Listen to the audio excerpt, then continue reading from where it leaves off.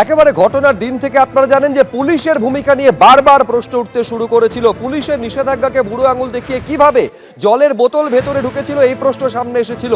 এই জল বিতর্কে এবার আজব সাফাই দিয়েছে পুলিশ। পুলিশের তরফ থেকে যেটা জানানো হয়েছে, সূত্র মারফত জানা যাচ্ছে যে রাতের অন্ধকারে পুলিশের নজর এড়িয়ে জলের বোতল এবং খাবার ঢোকানো হয়েছিল। সকালে নজর এলেও তখন আর বাধা দেওয়া হয়নি। যুবভারতী কাণ্ডে বিতর্কের মুখে এই আজব সাফাই দিয়েছে পুলিশ, সূত্র মারফত জানা যাচ্ছে। এখন প্রশ্ন হচ্ছে যে 8 বছর ধরে যুবভারতীতে জলের বোতল নিয়ে প্রবেশ নিষিদ্ধ ছিল। মেসি শোয়ের আগের দিন স্পষ্ট বিধাননগর পুলিশের তরফে সাংবাদিক বৈঠক করে জানিয়ে দেওয়া হয়েছিল যে জলের বোতল নিয়ে প্রবেশ নিষিদ্ধ। তারপরেও পুলিশের নজর এড়িয়ে কিভাবে ঢুকে গেল এত হাজারে হাজারে জলের বোতল, প্রশ্ন উঠতে শুরু করেছিল। তারই মাঝে পুলিশের এই আজব সাফাই যে পুলিশকে না জানিয়ে রাতের অন্ধকারে জল এবং খাবার ঢোকানো হয়েছিল, সকালে নজর এসেছিল কিন্তু তখন আর বাধা দেওয়া হয়নি।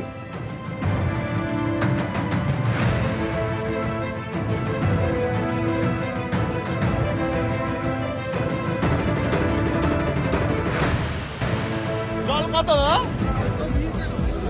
জল কত? 200 টাকার জল খাও, 20 টাকা করে দাও, 35 টাকা বাইরে 200 টাকা একটু কম করে আমরা তো খাবো। 200 টাকা দিয়ে জল খাবো, হিমালয় দিলেও হতো। এইবার আপনাদের শোনাবো শুক্রবার কি বলেছিলেন অনিশ সরকার, যিনি বিধাননগরের ডিসি। দেখুন, জলের ব্যবস্থা ভেতরে আছে, সেই জন্যে কোনো রকম জলের বোতল আনার প্রয়োজন নেই। ভেতরে স্টেডিয়ামের ভেতরে পর্যাপ্ত পরিমাণ জলের ব্যবস্থা থাকবে। জল কেউ প্লিজ আনবেন না। কোনো জলের বোতল যদি আমরা গেটে দেখি তাহলে আমাদের কিন্তু সেই জলের বোতলটা আমরা অ্যালাউ করতে পারবো না। এগুলো আমাদের তরফ থেকে বেশি কিছু পয়েন্ট আছে। টিফো আনবেন না, সেটা কিন্তু কালকে অ্যালাউড নয়। এবং খুব বড় ব্যানার কিছু যেন না আনে কেউ, এটা আমরা অনুরোধ করব। এছাড়া যে জিনিসগুলো সবসময় বারণ করা হয়, সিগারেট বা ওই দেশলাই কাঠি বা কোনো রকমের এমন জিনিস যেটা ফাটতে পারে, পটকা বা সেই ধরনের জিনিস যেটা ইনফ্লেমেবল জিনিস, সেগুলো প্লিজ আনবেন না।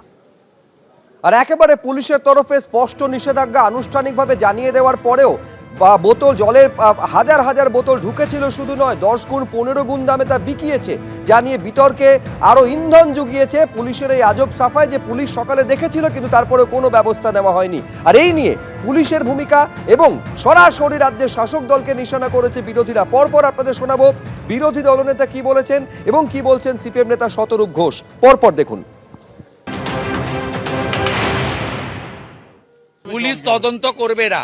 20 টাকার বোতল 200 টাকায় বেচেছে, 10 টাকার চিপস 100 টাকায়, সব অরূপ আর সুজিতের লোকেরা। পুলিশ এদের ধরবে নাকি? পুলিশের হাতে তদন্ত রাখা যাবে না, ওই জন্যই হাইকোর্টে গেছে।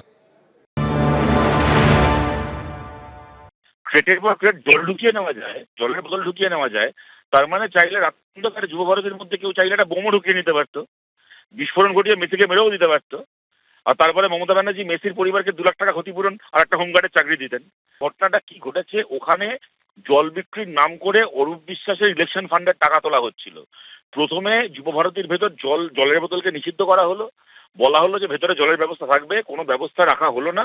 একদিনে যুব ভারতী থেকে তোলা হয়েছে, অরূপ বিশ্বাসের লোক তুলেছে, অরূপ বিশ্বাসের হয়ে ইলেকশন কদিন পরে ভোট আসছে, ইলেকশন করবে বলে। সুতরাং তৃণমূল কংগ্রেসের জোচ্চুরি কালোবাজারির এর একটা উদাহরণ হচ্ছে এই ঘটনাটা। বিরোধীরা যখন একযোগে শাসক দলকে নিশানা করছেন তখন শাসক দলের কি প্রতিক্রিয়া, তৃণমূলের রাজ্য সাধারণ সম্পাদক কুণাল ঘোষ কি বললেন দেখব। তো সাধারণ ম্যাচগুলোতেও তো বোধহয় এই জিনিস দেখা যায় না।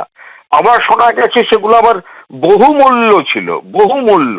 তো এখন আয়োজকদের তরফে তো বিরাট গাফিলতি বারবার দেখা যাচ্ছে। তারা কোনো ধরাকে সরা জ্ঞান করেছেন। তারা কখনো অভিযোগ আসছে ক্রীড়ামন্ত্রী আগের দিন 4 ঘন্টা বসেছিলেন, ফোন করা সত্ত্বেও তারা এসে বলেননি যে কি কি প্রোগ্রাম শিডিউল কিভাবে কি হচ্ছে। আবার পুলিশের বৈঠকগুলো তারা সিরিয়াসলি নেননি, একটা চরম ঔদ্ধত্য দেখিয়ে বেরিয়েছেন। এবার রাতে যদি তারা এসব পারমিশন দেন বেশি মুনাফার জন্য, এগুলো গরিত অপরাধ। আবার সকালে এত সকাল থেকে লোক ঢুকেছে, সেই সময় আবার যদি পুলিশ বাধা দিত তখন আবার কোনো নতুন সিন ক্রিয়েট হতো কিনা সেটা পুলিশ ভালো বলতে পারবে সেই পরিস্থিতি কি ছিল। কিন্তু মাঠে এই জল ঢোকা বা মাঠে জলের বহুমূল্য ওই বোতল, এগুলো মানে একদম ঘোরতর অপরাধ। মানে যে বা যারাই করে থাক বা যাদের নজরদারিতে গাফিলতি থাক, এটা তীব্রভাবে নিন্দাযোগ্য এবং যারা এর জন্য দায়ী তাদের আইডেন্টিফাই করে ব্যবস্থা নেওয়া উচিত। আর এখানে এই প্রশ্ন বারে বারে উঠছে পুলিশের ভূমিকা নিয়ে। মেসির মতন যখন একজন বিশ্ববিখ্যাত খেলোয়াড় তিনি আসতেন, সেখানে পুলিশের নিরাপত্তার প্রশ্নে এত দায় সারা মনোভাব কেন? কেন নিরাপত্তার সঙ্গে আপোষ করা হলো? পুলিশের ভূমিকা নিয়ে প্রশ্ন উঠতে শুরু করেছে। প্রাক্তন পুলিশ কর্তা সলিল ভট্টাচার্য কি বলছেন দেখুন।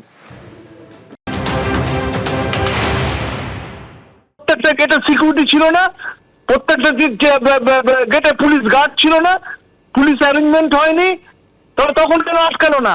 যে জলের বোতল নিয়ে যাওয়া হচ্ছে, যখন ঢুকে যখন র্যাম্প্যান্ট যখন বিক্রি হচ্ছে, যখন ব্ল্যাক হচ্ছে জল, খাবার বিক্রি হচ্ছে, তখন তো কিছু অ্যাকশন নিল না। যখন র্যাম্পেজ হয়ে গেল, যখন গন্ডগোল হয়ে গেল, যখন মেসি আধ ঘন্টা থেকে যখন থাকতে পারলেন না, একটা গ্লোবাল আইকন সে লোকটা যখন পালিয়ে পথ পাচ্ছে না, তারপরে পুরো জিনিসটা পুরোটা প্যান্ডেমোনিয়াম হয়ে গেল। সারা বিশ্বে একটা ভারতবর্ষের নাম, পশ্চিমবাংলার নামে একটা কালো দাগ পড়ে গেল। এখন বলছে এখন পুলিশ রিট্রিট করছে, ব্যাকআউট করছে।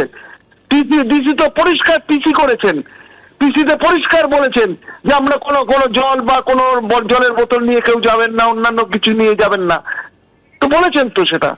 এখন ব্যাকআউট করার তো কোনো অর্থ হয় না, রিট্রিট করছে তার মানে পুলিশ।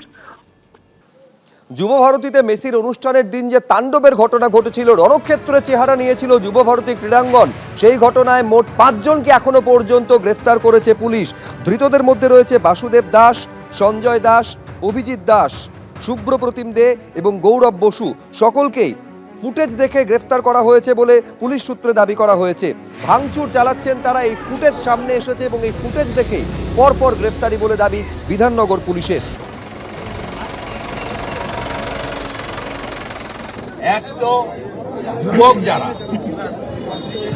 সেই যুবকদের ইমোশনকে নষ্ট করেছে। আমি ইতিমধ্যে সকালবেলা কোর্টে গেছি এবং মহামান্য প্রধান বিচারপতি মামলা গ্রহণ করেছি। আমি আমার লয়ারকে অ্যাডভাইস করেছি শুনানির সময় এই গ্রেপ্তার বন্ধ করার জন্য এফআইআর এর উপর স্টে চাই। খুব অন্যায় করছে। বেকার যুবকরা তাদের ইনকামের অর্থ, গচ্ছিত অর্থ এমনকি ধার করে নিয়ে গেছে। তারা মেসি ভক্ত, তাদেরকে উল্টে গ্রেপ্তার কেন করছে? আর আপনার অরূপ বিশ্বাস, সুজিত বোস কেন বাইরে আছে? আপনি আগে অরূপ বিশ্বাসকে গ্রেপ্তার করুন। এটা যেটা হচ্ছে ইয়াং জেনারেশনের সঙ্গে, এর ফলাফল কিন্তু খারাপ হবে। এটা যা করছে আগামী দিনে যদি অনেক ঘটনা ঘটেছে সম্প্রতি, তার বহিঃপ্রকাশ ঘটে, তার জন্য দায়িত্ব বর্তাবে কিন্তু এই রাজ্যের পুলিশ মন্ত্রী এবং পুলিশ। আর এরই মধ্যে একটি ভিডিও ভাইরাল হয়েছে যেখানে দেখা যাচ্ছে লেকটাউনে দমকল মন্ত্রী সুজিত বসু তিনি যুবভারতীর অনুষ্ঠানের অর্থাৎ মেসির শোয়ের টিকিট বিলি করছেন। অনুষ্ঠান শুরুর আগে টিকিট বিলি করছেন সুজিত বসু। এই ভিডিও ভাইরাল হয়েছে, ছবিটা একবার দেখুন।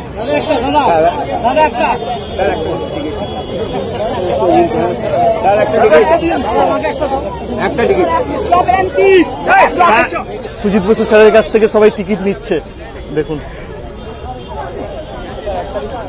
স্যার আমার একটা দিন, স্যার স্যার আমার একটা দিন, স্যার আমায় দিন, স্যার স্যার আমায় দিন একটা, স্যার। এই ভিডিও ভাইরাল হওয়ার পর সুজিত বসু তরফ থেকে বলা হয়েছে যুবভারতীতে যে কোনো ম্যাচেরই কমপ্লিমেন্টারি টিকিট পাই, মোহনবাগান হোক বা ইস্টবেঙ্গল, সব ম্যাচের কমপ্লিমেন্টারি টিকিট আমি পাই। এই কমপ্লিমেন্টারি টিকিট পেলে তা সবার মধ্যে বিলিয়ে দিই, সবাই জানে আমার কাছে থাকলে টিকিট পাওয়া যায়, চেনা হোক বা অচেনা সবাইকেই টিকিট দিই, অসুবিধার কি আছে? আমি তো কারুর কাছ থেকে টাকা নিচ্ছি না, টাকার বিনিময়ে টিকিট দিচ্ছি না। ভাইরাল এই টিকিট বিলির ভিডিও নিয়ে দাবি করেছেন দমকল মন্ত্রী।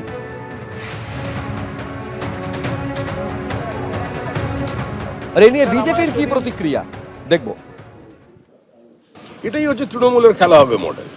আর একা সুজিত বোস কেন, অনেক মন্ত্রী, অনেক নেতা পাস বিলি করেছেন, টিকিট বিলি করেছেন, যারা যোগ্য, যারা হাজার হাজার টাকা দিয়ে টিকিট কিনেছে, 1000 কিলোমিটার দূর থেকে এসেছে, মাঠের ভেতরে 200 টাকা বোতলে জল খেয়েছে, তারা মেসিকে দেখতে পেল না। আর যারা পাস পেল তারা মেসির সঙ্গে সেলফি তুলে চলে গেল। চূড়ান্ত অব্যবস্থা। সারা দেশের কাছে পশ্চিমবঙ্গের মুখ পড়ল। সমর্থকদের এই কারণে নিয়ে যাওয়া হচ্ছিল, কারণ মুখ্যমন্ত্রী আসবেন, শেষ পর্যন্ত উনি আসতে পারেননি। হয়তো মুখ্যমন্ত্রী যদি আসতেন, মেসিকেও তৃণমূলে জয়েন করিয়ে ফেলতে পারতেন। এই খেলা হবে মডেলে সব সম্ভব। এবিপি আনন্দ, এগিয়ে থাকে, এগিয়ে রাখে।